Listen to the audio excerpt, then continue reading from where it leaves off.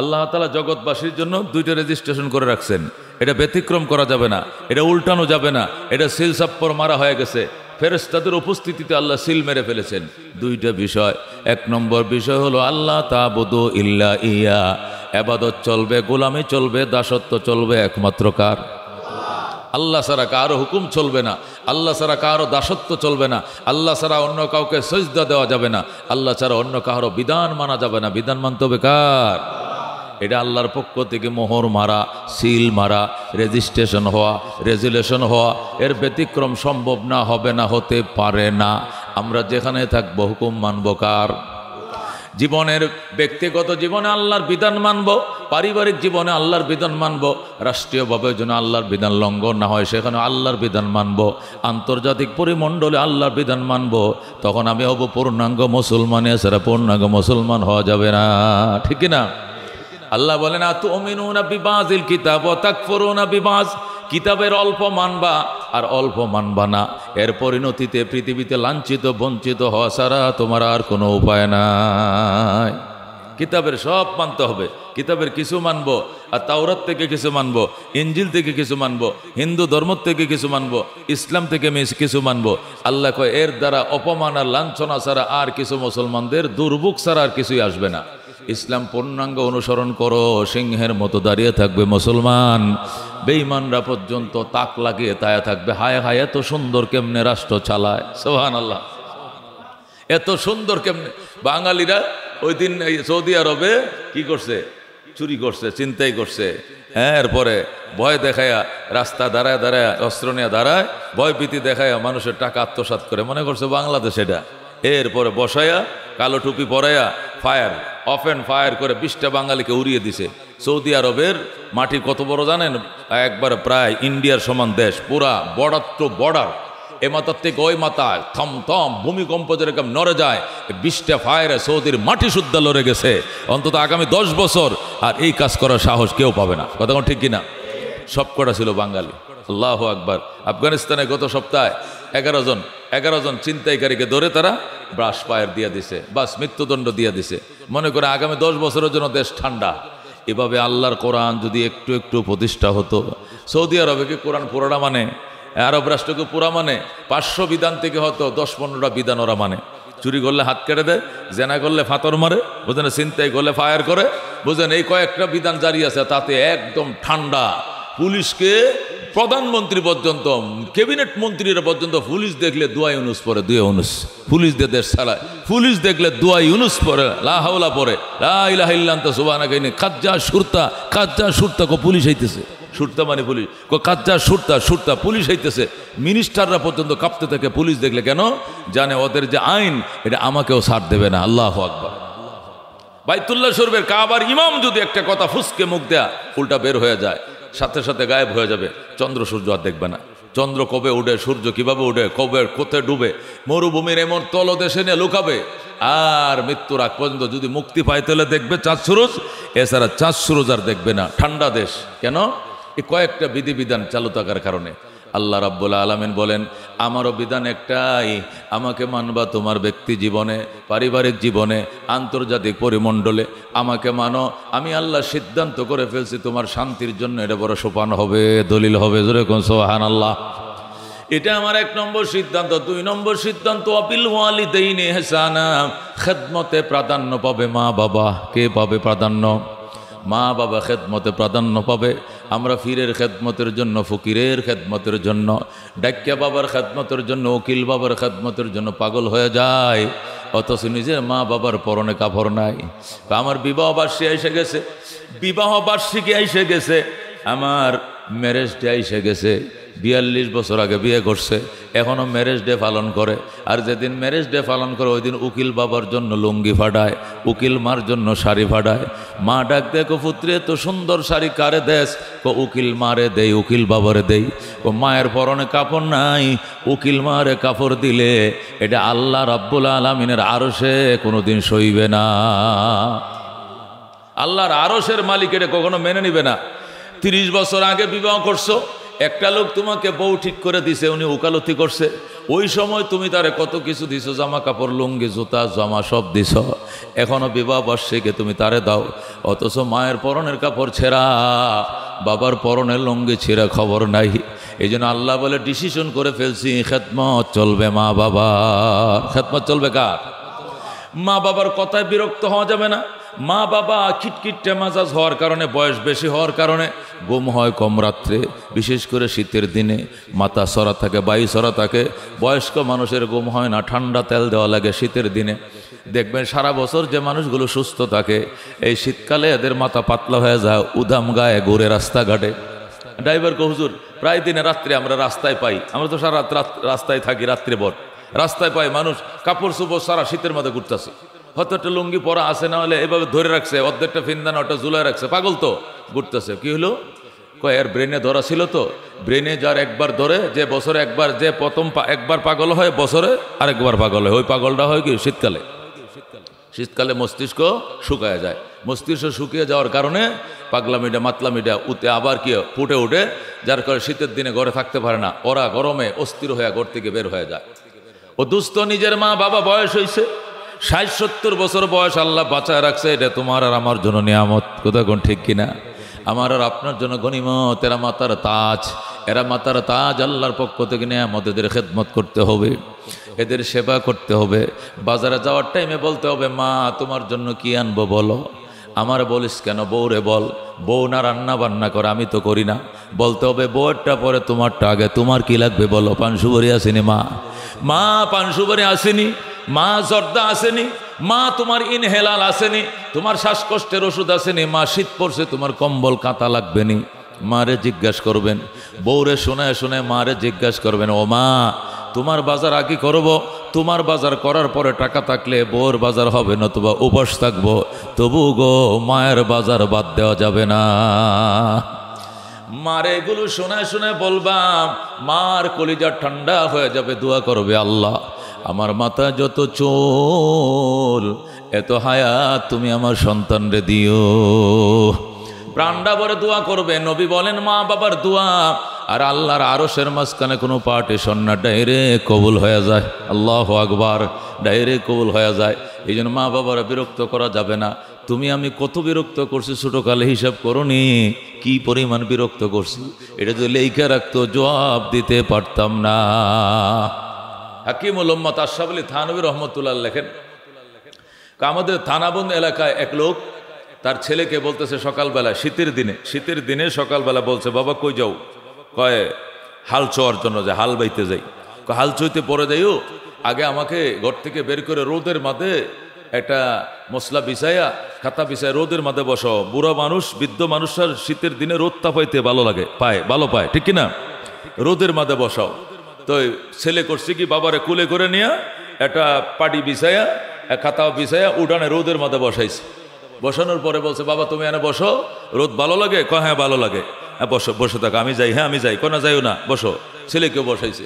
বসানোর পরে বলতেছে, বাবা ওই যে আম গাছটা দেখা যায়, এটা ডালের মধ্যে কি বসছে বলো তো? কয়টা বসছে, এটা পাখি আর কি। কি নাম? কয়টা কাক। ও কাক? হ। কি কি কি পাখি? কি পাখি? আবার বলো। কাক। আবার বলো। কাক। আবার বলো। 3 বার জিজ্ঞাসা করছে, বাবা এটা কি পাখি? যখন 3 বার জিজ্ঞেস করছে, ছেলে তো মনে করেন ফায়ার হয়ে গেছে। হ্যাঁ, একটা কথা কয়বার বলতে হয়? আমি বলছি না এটা কাউয়া, তুমি কাউয়া ছিল না? আমি বলছি না কাক, কয়বার বলতে হয়? মানে তার মেজাজ হট হয়ে গেছে, গরম হয়ে গেছে। বাবা ডাক দেখো, সন্তান আমি 3 বার জিজ্ঞাসা করছি, আমি ইচ্ছাকৃতভাবে জিজ্ঞাসা করছি। প্রথমবারে বলছিলাম এটা কাক, কিন্তু আমি প্রথম বলি নাই, ইচ্ছা করে জিজ্ঞাসা করছি 3 বার। দেখি তুমি বিরক্ত হও কিনা। 3 বার বলায় বিরক্ত হয়ে গেছো।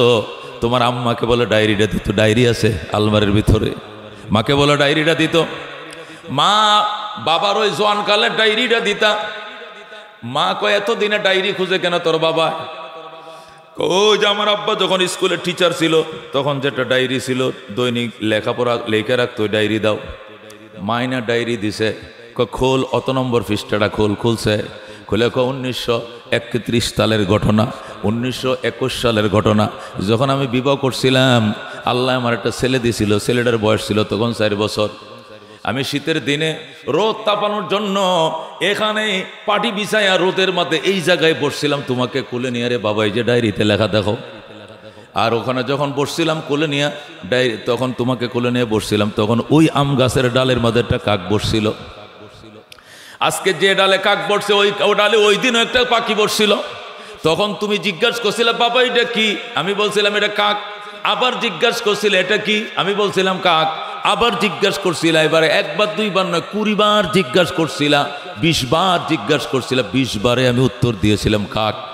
অর্থাৎ আমি বিরক্ত হই নাই, 20 বার আমি বলেছিলাম কাক, আমি বিরক্ত হই নাই। আর আজকে আমি 3 বার জিজ্ঞাসা করছি, তুমি বিরক্ত হয়ে আমাকে তুমি তিরস্কার করলা বাবা। এটাই দুনিয়াতে বাবা এবং সন্তানের ব্যবধান। আল্লাহু আকবার। বাবাই যখন এই স্মৃতিচারণ করলো, ওই যৌবনকালের ডায়েরি খুলে দেখাইলো, কয়টা গল্প নয়, এটা আমি যেদিন ঘটনা ঘটছিল তারিখ সহ আমি লেখা রাখছি। কোনোদিন যদি এমন ঘটনা ঘটে তখন জবাব দিব।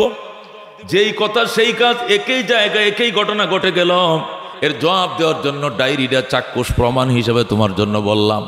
এই ঘটনা তুমি যখন ছোট ছিলে, আমি তখন যুবক ছিলাম, বিয়ে করছিলাম, তখন ঘটছিল বাজান। ওই সময় 20 বার জিজ্ঞাসা করছিলাম, বলছিলাম কাক, বিরক্ত হই নাই। আর আজকে 3 বার জিজ্ঞাসা করলাম, তুমি বিরক্ত হয়ে গেলা। এটা নিয়ে বাবা ছেলের পরিচয়, এটাকে বলে বাবা সন্তানের ব্যবধান। সাথে সাথে সন্তান বাবার পায়ে পড়ে কয়, বাবা গো আমি অন্যায় করে ফেলেছি, আমি আর কোনোদিন এমনটা করব না, আমাকে মাফ করে দাও। এরে ভাইও দোস্ত, একে বলে বাবা, একে বলে মা। অনেক সময় মা বাবার খেদমত নবীদের সহবতের থেকেও দামি হয়, নবীদের সহবতের থেকেও দামি। অনেক সময়, সব সময় নয়, মাঝে মধ্যে যখন মা বাবার খেদমত করার মতো লোক থাকে না, অন্য কাউকে রেখে যাওয়ার মতো লোক থাকে না, ওই সময় মা বাবার খেদমতে থাকতে হবে। যদিও নবীরা ডাকে, ওই ডাকে পরে সাড়া দেওয়া লাগবে, আবে মা বাবার ডাকে সাড়া দিতে হবে। আল্লাহু আকবার। এই ঘটনা আমার নবীজির জীবনেই ঘটেছে। ইয়ামেনের বিখ্যাত আল্লাহর ওলি ছিলেন হযরতে ওয়াইস করণী রহমতুল্লাহ আলাই। উনি ইয়ামেনের বিখ্যাত বুজুর্গ ছিলেন ওয়াইস করণী। আল্লাহু আকবার। তিনি তার মার খেদমত করতেছিলেন। মার খেদমত তো কোথাও যাইতে পারে না, মারে কুলে করে বাথরুমে নিতে হয়। আগের দিনের বাথরুমগুলো তো জঙ্গলে থাকতো, ঘরের পিছনে। মারে কুলে করে বাথরুমে নেয়, ওয়াশ করে সেখান থেকে ঘরে আনে, মারে গোসল করায়, মারে কাপড় চোপড় বদলায় দেয়। মা ছাড়া ওয়াশ করুনির আর কেউ ছিল না।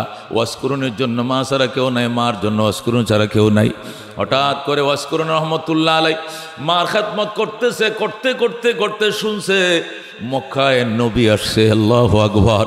রহমতুল্লিল আলামিন মক্কায় নবী হিসাবে আবির্ভূত হলেন। এই সংবাদ শোনার পর ওয়াশ করুনি দেওয়ানো হয়ে গেছে, নবীর কাছে যাবে, কালমা পড়বে, সাহাবীর খাতায় নাম লেখাবে। ওয়াশ করুনি পাগল হয়ে গেছে, মা আমি নবীর কাছে যাব, মক্কায় নবী আসছে, নবীর কাছে গিয়া কালমা পড়ে সাহাবী হলে পৃথিবীর শ্রেষ্ঠ মুমিন হওয়া যাবে। সাহাবায়ে কেরামের মতো মর্যাদাশীল নবী রাসূলগণের পরে আর কেউ নাই, ওলিয়া উলিয়ার থেকেও দামি সাহাবায়ে কেরাম।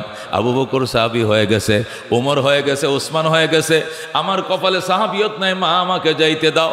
মা ডাক দেয়া কয়, সন্তান আমি মা বলছি তুমি যাইও না, মার খেদমত আগে, নবীর সে খেদমত পরে। আল্লাহু আকবার।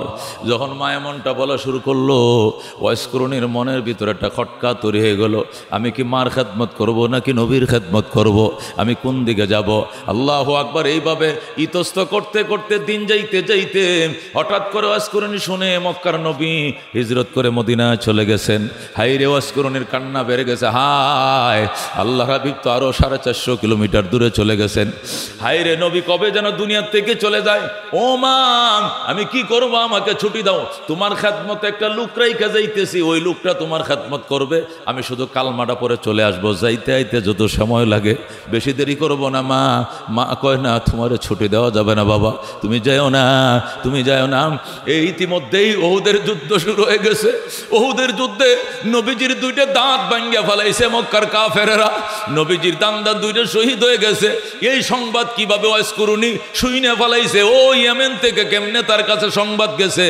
ইয়েমেনে যখন সংবাদ পড়ছে, ওয়াজ করুনি পাথর লিয়া নিজের গালের 32টা দাঁত ভাঙ্গিয়া ফেলাইছে। নবীজির গাল মোবারকে দাঁত নাই, আমার গালে একটা দাঁত আমি রাখবো না। আল্লাহু আকবার।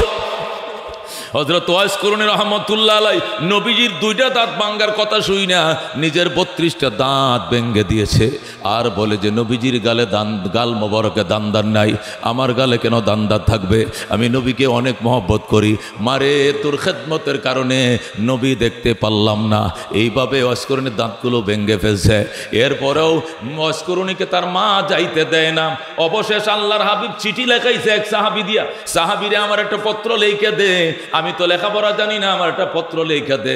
নবীর কাছে ফাটাই, আমি কি নবীর সাথে সাক্ষাৎ করব নাকি মার খেদমতে থাকবো? এই কথাটা আমি নবীজির মুখে শুনতে চাই। আল্লাহু আকবার। আল্লাহর হাবিব সাল্লাল্লাহু আলাইহি সাল্লামের কাছে ওয়াইস করুনী চিঠি লিখছে। ওয়াইস করুনী চিঠি লিখছে, নবী গো, আমি ওয়াইস করুনী, আমি একটা মা ভক্ত সন্তান, মার খেদমতে আছি। আপনি দীর্ঘদিন আগেই নবী হইছেন, আপনার কথা আমি শুনছি, আসতে পারি না, মা আমার দেয় না, আমার মার খেদমত করার মতো আর কোনো মানুষও নাই। এখন আমি কি আপনার খেদমতে আসবো, সাহাবীর খাতায় নাম লেখাবো, কালিমা পড়বো, এটা করব নাকি মার খেদমতে থাকবো, কোনটা করতে আপনি আমাকে বলেন। আল্লাহু আকবার। নবী চিঠির উত্তর দিছে, ওয়াইস করুনী তুই আসিস না। আল্লাহু আকবার।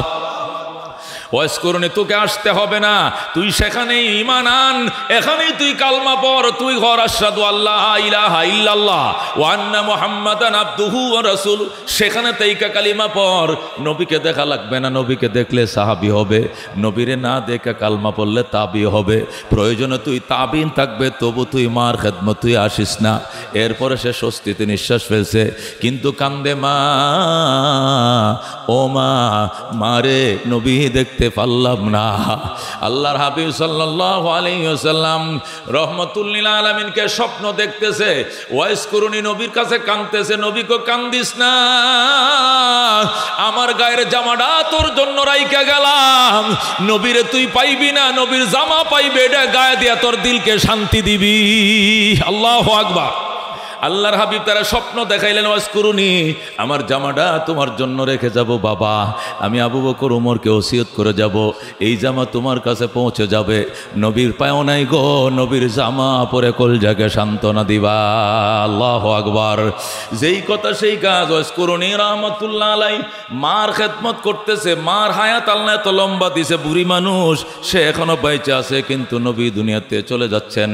আল্লাহর হাবিব ইন্তেকালের আগে বলেন, আবু বকর রে, আমার এই পরনের জামাটা কারে দিতাম, হুজুর আমারে দেন, ওমর কো হুজুর আমাকে দেন, উসমান বলে হুজুর আমি জামাই লাগি, আলী কয় আমি আবার স্বাস্থ্য ভাই আবার জামাই, হাসান হুসেন কো না না আমি তো নাতি, আমগরে দেন। রাহমাতুল লিল আলামিন কো মনে কিছু নিও না, এই জামা আমার আশে ওয়াইস করুনীর জন্য রেখে গেলাম। আল্লাহু আকবার। এই জামা আমার আশে ওয়াইস করুনীর জন্য রেখে গেলাম, আমার ওয়াইস করুনী এই জামা দিও। আমার ওয়াইস করুন ওমর, ওমর ডাইকে ওমর যদি সময় হয় তুমি ইয়েমেন যাইও, ওমর সময় পাইলে ইয়েমেন যাইও, কোনো কারণে যদি ইয়েমেন যাওয়া হয়, ওখানে একজন মা ভক্ত মুস্তাজাবুদ দাওয়াত আছে, সে ইসমে আজম জানে, সে যেটা চায় আল্লাহ সেটাই তার কবুল করে। ওই লোকটারে যদি পাও, ইয়েমেনে ওনার কাছে যাইবা, যাইয়া দোয়া চাইবা, আমার জামাটাও তাকে পৌঁছায় দিবা, আর বলবা তোমার জন্য দোয়া করার জন্য, যে দোয়া করবে এইটাই সাথে সাথে লাইগে যাবে। হযরত ওমর ফারুকের মতো ব্যক্তি, যিনি জান্নাতি 10 জনের একজন। আল্লাহ নবী অনেক সাহাবীকে জান্নাত দিয়েছেন, এক টিকেটে দিয়েছে 2 জনকে, ফাতেমাকে দিয়েছেন আলাদা টিকেটে, আয়েশাকে দিয়েছেন, হাসান হুসেনকে দিয়েছেন, বিভিন্ন সাহাবীকে জান্নাতের টিকিট দিয়েছেন। এক টিকেটে 10 জন যে দিয়েছেন আশারায়ে মুবাশশারা, এই 10 জনের মধ্যে 2 নম্বর সাহাবীর নাম হলো হযরত ওমর। আল্লাহর হাবিব সাল্লাল্লাহু আলাইহি সাল্লাম বলছেন, লাউ কানা বাদি নাবিয়া, আমার পরে যদি কেউ নবী হতো, লাকানা ওমর, ওমর নবী হতো। এমন একটা সাহাবী যিনি অর্ধেকটা দুনিয়া শাসন করছেন আল্লাহর কোরআন দিয়া, যার শাসন আমলে পৃথিবীর অর্ধেকটা জাহান এত শান্ত ছিল, বাঘ আর হরিণ একসাথে, সিংহ আর হরিণ একসাথে পানির ঘাটে পানি পান করছে, সিংহ হরিণের দিকে তাকানোর সময় পায় নাই। এমন একজন সাহাবী যিনি জান্নাতের একজন তারকা, সুসংবাদপ্রাপ্ত সাহাবী, তাকেও পর্যন্ত নবী বলে, ওমর যদি কোনোদিন ইয়েমেন যাও, যাইও, ইয়েমন যাই ওমর, সেখানে একজন আমার অন্ধভক্ত আছে, আমার একজন আশেক আছে, তার নাম ওয়াইস করুনী, ওরে আমার সালাম দিও, আর তোমার জন্য দোয়া করতে কইও, সে যে দোয়া করবে সেইটাই কবুল করবে আমার আল্লাহ। ওরে ভাই ও দুস্থ বুজুর্গ, বলতেছিলাম মা বাবার খেদমত তো দামি।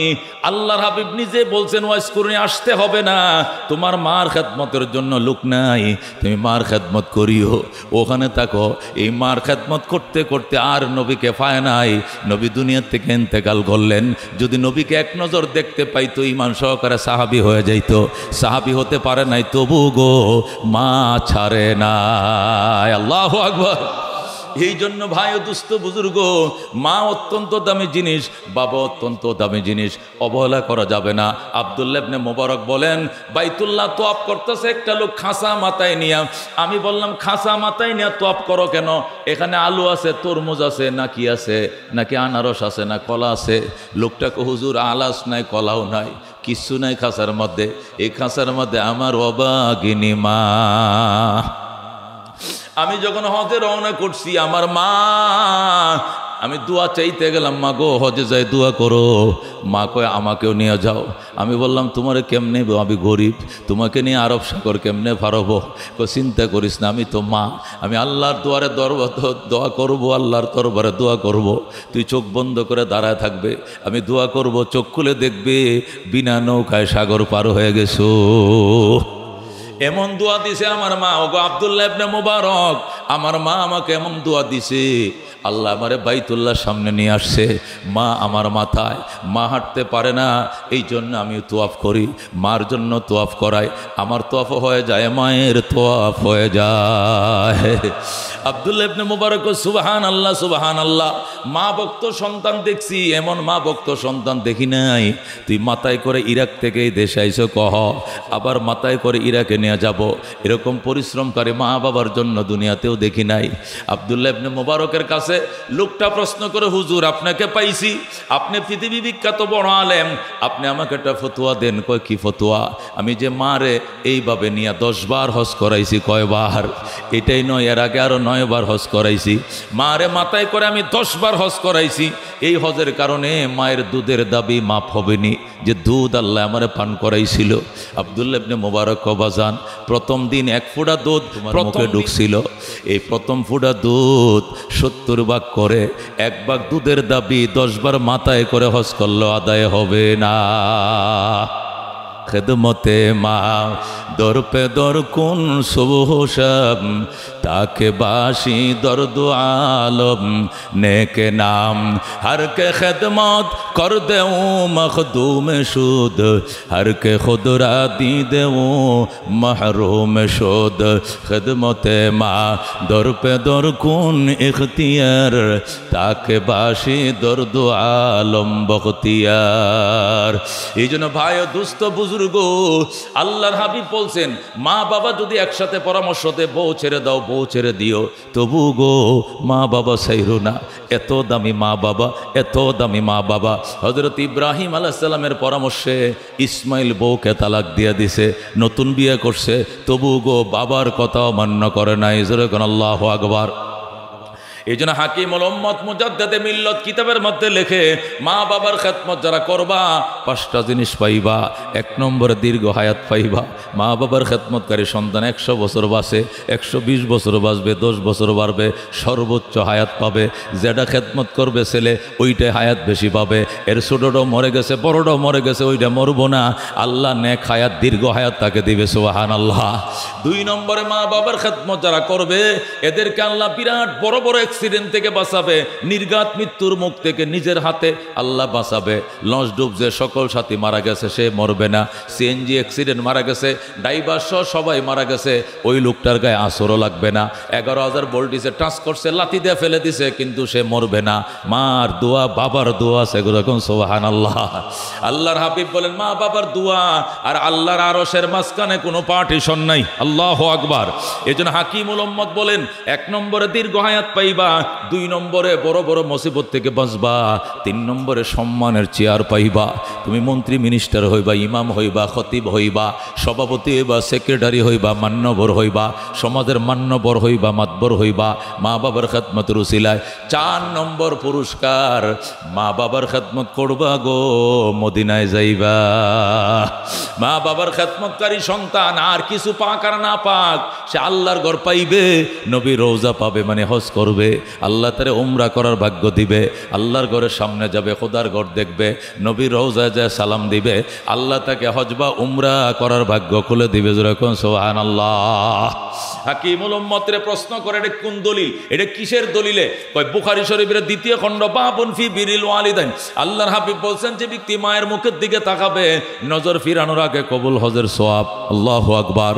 সাহাবী বলেন, হুজুর কোন কি? সারাদিন তো মা বাবার অনেকবার দেখি, আমরা 51 ফ্যামিলি, এক বাসায় থাকি, গোসলের টাইমে দেখা, খাওয়ার টাইমে দেখা, শোয়ার টাইমে দেখা, খান খাওয়ার টাইমে দেখা, মার সাথে বারবার দেখা হয়। রসুল কয়, একদিনে যদি 100বারও দেখা হয়, মায়ের নজরে দেখতে হবে, প্রত্যেকটা নজরে কবুল হজের সওয়াব দিবে আমার আল্লাহ। সুবহানাল্লাহ।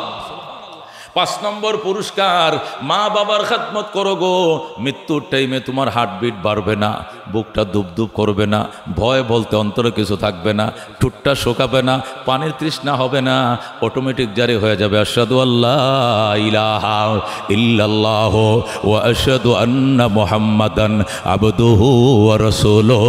মা বাবার খেদমত করো গো, আল্লাহ রাব্বুল আলামিন মৃত্যুর টাইমে টাস টাস করে কালমা জারি করে দিবেন।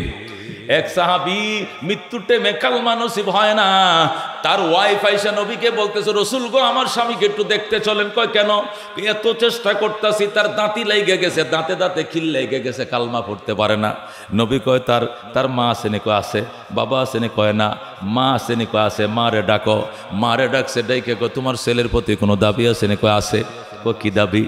বিয়ের আগে আমার কথাবার্তা শুনতো, বিবাহর পরে বউর কাছে মুরিদ হয়ে গেছে, আমার কথা শোনে না, এই জন্য আমার মনে বড় ব্যথা। নবী ডাক দেখো, মা আল্লাহর হস্তে তোর ছেলেকে মাফ করে দে, তোর ছেলে মৃত্যুর বিছানায় সংকটে পড়ে গেছে রে মা। মহিলাকে, হুজুর আমি একটু মাফ করতে দেরি হবে, আমি একটু বুঝালে মাফ করবো কিনা? নবী কয়, আমি বলছি তারপরেও তোর দেরি হবে, তোর মাফ করার দরকার নাই, তোর ছেলেরা আমি আগুন দিয়ে পুরায় ফেলবো। বেলাল রে লাকড়িয়ান, কেরাসিন ডাল, আগুন ধরা, এদের আমি আগুন দিয়ে পুরায় শহীদ করে দিব, তারপরে আমি জাহান্নামে যাইতে দিব না। মা দৌড়ায় সে, হুজুর আমার কলিজার টুকরা সন্তানের গায়ে আগুন দিয়েন না, আগুন দিয়েন না, আমি তারে মাফ করে দিলাম, তবু গো আমার অবাধ্য সন্তানের গায়ে আগুন দিয়েন না, আমি মা সহ্য করতে পারবো না। তোরা আল্লাহু আকবার। নিজের অবাধ্য সন্তানের গায়ে আগুন দিবে, এইটাও মা সহ্য করতে পারে না। আয়েশা মেশটা নবীর হাতে নিয়ে গেছে, লাকড়িটি নিয়ে গেছে, আগুন দিয়েন না হুজুর, আমি আউয়াল আখের সমস্ত অপরাধ মাফ করে দিলাম। আল্লাহু আকবার। বাইরে মা বাবার খেদমত করলে সবচেয়ে বড় পুরস্কার মদিনায় যাওয়া যাবে। আমি আমার মায়েরে বলতাম, মা মদিনা যাওয়া আমার বড় শখ, গরিবের সন্তান, কেমনে যাব কও মা, কেমনে যাব? কয় বেটা, মা দোয়া করলে কেউ ফিরাইতে পারে না, তুই ছাত্র জীবন লেখাপড়াটা শেষ কর, আলেম হ, আমি দোয়া করলাম তুই সর্বপ্রথম মদিনায় যাবে, তবে শর্ত হইলে আমারে নিবি কিনা কো সাথে। আমি কইছি ইনশাল্লাহ, বইলে আমি হজটা করিয়া পরের বছর তোমার লয়ে যাবো। মা যেমনি কইছি এমনি প্রথম বছর আমি হজ করছি 9 সালে, এর পরের বছর মাকে 10-এ আমি লিয়ে গেলাম। মা আল্লাহর ঘরের গিলাফ ধরে কান্দে। যেদিন আমরা বিদায় তোয়াফ করে চলে আসব, মা গিলাফে ধরছে, হাজী সাহেব বলতেছে, চলে আসেন চলে আসেন, আমাদের বাস ছাড়িয়ে দিতেছে, তাড়াতাড়ি আসেন। আমার মাঝে লটকি দিয়েছে, কাবার গিলাফে ধরে, বুড়ি সে তো খোদা কাবার গিলাফ ছাড়ে না। আমি বললাম, মা আহো, একটু পরে আইতেছি, এত কি দোয়া করো? বাজান তোর জন্য দোয়া করতেছি, আল্লাহ যে তোর কতবার মক্কায় আনবে তুই কইনা শেষ করতে পারবে না। আল্লাহু আকবার। কতবার তোরে মদিনায় আনবে।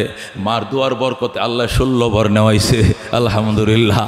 এবার 17 বারের জন্য 26 সালের জন্য টাকা জমা দিছি।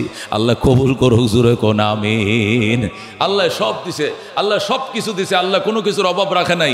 এই জন্য দুস্থ ভাই ও বুজুর্গ, খালি অভিযোগ আমার কাছে, হুজুর মহিলারা ফোন করে মালিবাগ থেকে, হুজুর আমার ছেলে কথা শুনে না, মা বাবার রসটা আজকে আবার করেন, হুজুর সন্তান কথা শুনে না, মা বাবার রসটা আবার করেন। আর কত শোনাবো আপনাদেরকে, 27 বছর ধরে শোনাইতেছি। এই জন্য দুস্থ বুজুর্গ খবরদার, মা ময়াকার মা, ময়াকার মা মনে রাখেন।